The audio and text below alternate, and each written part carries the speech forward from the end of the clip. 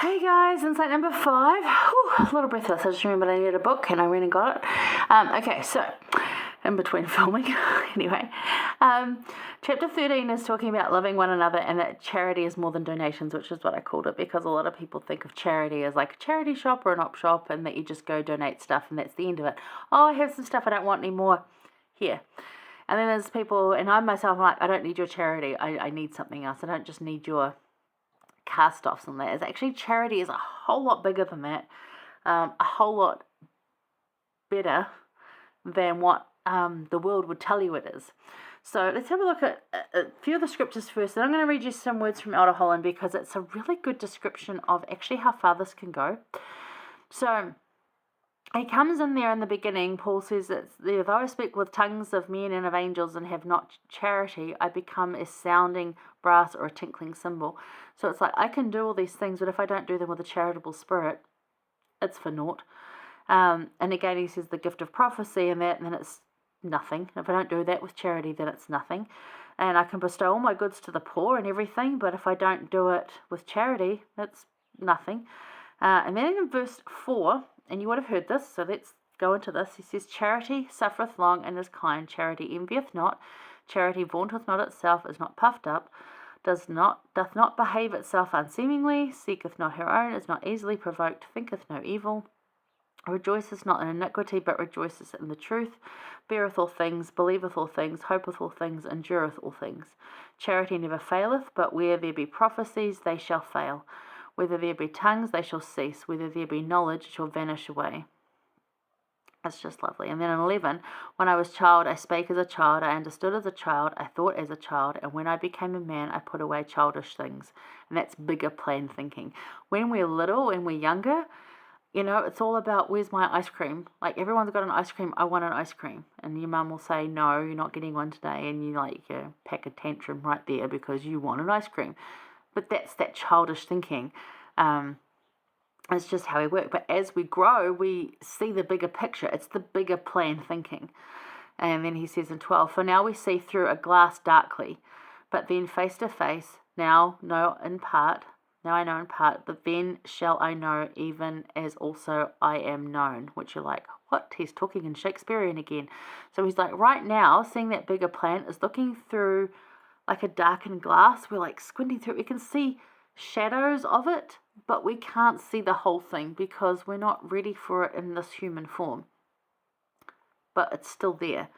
So we only see little bits of it. But one day we'll get to see it face to face, and then we'll be like, oh, right, gotcha. Okay, so he's like, even then shall I know even now as I am known. So I'll be known then as I'm known now. I'm still going to be this, and I'm going to just have more knowledge. And then he says, now abideth or live in faith, hope, charity, these three. But the greatest of these is charity. So that's chapter 13, which is beautiful.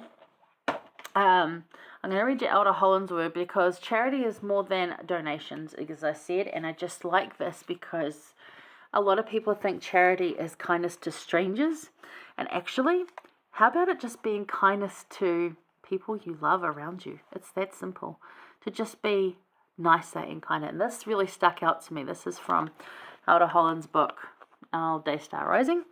But he says, as a youth in England, Samuel Plimsoll was fascinated by watching ships unload and load their cargoes. He soon observed that regardless of the cargo space available, each ship had its maximum capacity. If a ship exceeded its limit, it would likely sink at sea. In 1968, Plimsoll entered Parliament and passed a Merchant Shipping Act that, among other things, called for making calculations of how much a ship could carry. As a result, lines were drawn on the hull of each ship in England. As the cargo was loaded, the freighter would sink lower and lower into the water. When the water level on the side of the ship reached the Plimsoll mark, the ship was considered loaded to capacity, regardless of how much space remained. As a result, British deaths at sea were greatly reduced. Then he goes on to liken it to people. So he says, like ships, people have different capacities at different times, and even different days in their lives. In our relationships, that's with everyone, we need to establish our own Plimsoll marks and help identify them in the lives of those we love. Together we need to monitor the load levels and be helpful in shedding or at least readjusting some cargo if we see our sweetheart or friend is sinking. Then, when the ship of love is stabilized, we can evaluate long-term what has to continue, what can be put off till another time, and what can be put off permanently. Friends, sweethearts, and spouses need to be able to monitor each other's stresses and recognize the different tides and seasons of life. We owe it to each other to declare some limits and help them jettison some things if emotional health and strength of loving relationships are at risk. Remember, pure love beareth all things, believeth all things, hopeth all things, endureth all things, and helps loved ones do the same. And Mormons and Paul's final witnesses, they declare that charity, pure love, never faileth. It is there through thick and thin. It endures through sunshine and shadow, through darkest sorrow and into the light. It never fails. So Christ loved us, and that is how he hoped we would love each other. So there's my thoughts on charity. He says it way better than I do. I just love that. Have that looking to see if someone is being overloaded, that they're going to sink at sea. We don't want that to happen to our loved ones and our friends. So look at that.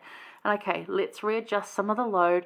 Let's take some of these things off and realize that today is not the day for you sailing at full capacity. Let's actually just realize that today you might not even want to sail at all. And that, you need to do something. We need to change some things before you go and do that. To have that kind of charity, it's more than just giving away stuff that you don't need anymore or helping someone out with some money. It's actually loving them in the most Christ-like way possible. I just really love those words. I think a lot of us would appreciate that more in our lives. And if we start giving it to each other, then we'll start all getting it back as well, if we can do that. I also like that through verses 4 to 8, you might want to use this with your class, you can take out the word charity and replace it with Christ, and it works even better. It really drives home that message of what charity is. It's not just, again, giving of stuff. It's so much more than that. And it truly shows us what Christlike is. That's what Christlike is, right there. If you take out charity and put in Christ, that's what it is. Jesus will never fail, and charity never faileth either, and neither will Jesus. If we prioritize charity as the greatest spiritual gift and do our best at that, we won't fail as well. We'll also be okay with all our relationships, with everything. If we can be charitable above everything else and really look at what charity is, and again, look at those verses, those 4 to 8, and replace charity with Christ. Look at that and look at those qualities. If we can be that, if we can take on Elder Holland's words and just be kinder to each other and say, look, they don't have the capacity today.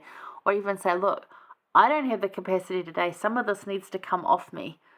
I had that conversation recently with my spouse, that I can't do all these things. Some of these things need to come off the ship that I'm carrying, the load that I'm carrying. It needs to be lighter because I am sinking at sea.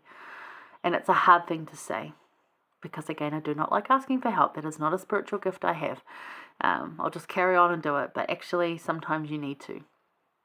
So, yeah, we need to do that. We need to look at those things and actually say, if we really love the other person, instead of just like, oh, no, don't like that, just, even if you don't understand it, just love them enough to accept it and help them. It's simple as that, really. It's us that makes it complicated, like most things, right?